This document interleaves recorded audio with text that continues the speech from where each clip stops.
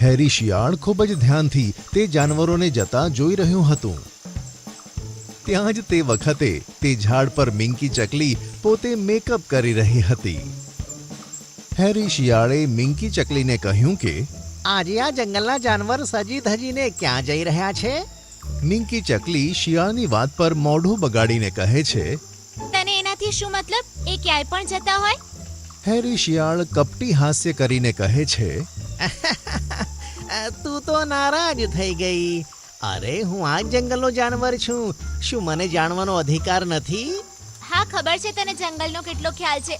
તારું ચાલે તો તું મને પણ ખાઈ જાય. જો કે તારી જાણકારી માટે કહી દઉં, આજે જંગલનો રાજા વિલિયમ સિંહે બધા પ્રાણીઓ માટે જમણવાર રાખ્યો છે અને ત્યાં બહુ સારું સારું ભોજન બન્યું છે. આ બધા ત્યાં જ જાય છે. હું પણ ત્યાં જ જાઉં છું. ભોજન?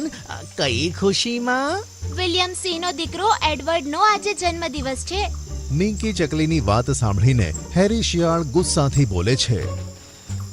આ તો વિલિયમ શેરની ખૂબ જ ખોટી વાત છે. જંગલના બધા જાનવરોને ઇન્વાઇટ કર્યા, પણ મને ઇન્વાઇટ કેમ ના કર્યું? શું આ જંગલનો જાનવર નથી?